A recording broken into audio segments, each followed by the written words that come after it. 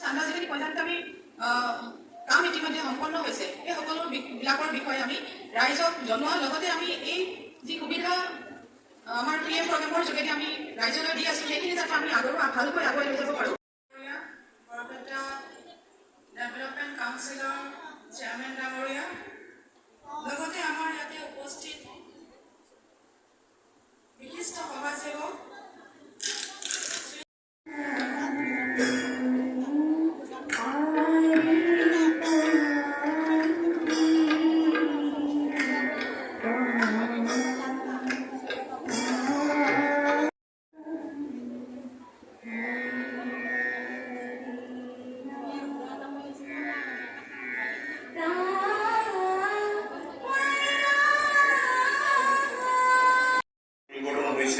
সেয়া অসমৰ ইতিহাসত এক উল্লেখযোগ্য প্ৰত্যাহ হিচাপে স্মৰণ হৈয়ে থাকিব, যেতিয়ালৈকে সূৰ্য চিৰদিনৰ বাবে বিদায় নহয়।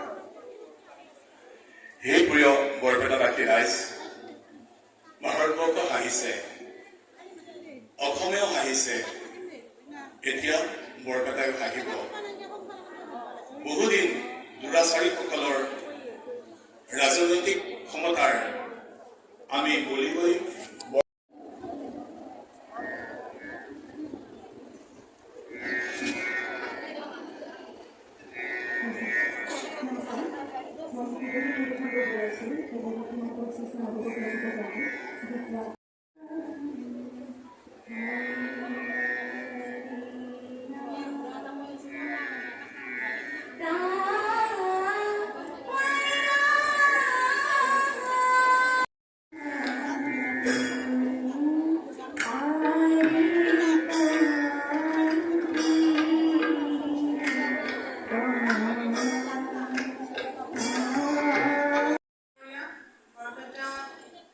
ডেভেলপমেণ্ট কাউন্সিলৰ চেয়াৰমেন ডাঙৰীয়া, লগতে আমাৰ ইয়াতে উপস্থিত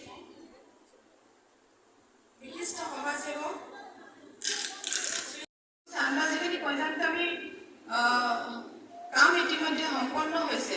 এই সকলোবিলাকৰ বিষয়ে আমি ৰাইজক জনোৱাৰ লগতে আমি এই যি সুবিধা আমাৰ PM প্ৰগ্ৰামৰ যোগেদি আমি ৰাইজলৈ দি আছোঁ সেইখিনি যাতে আমি ভালকৈ আগুৱাই লৈ যাব পাৰোঁ।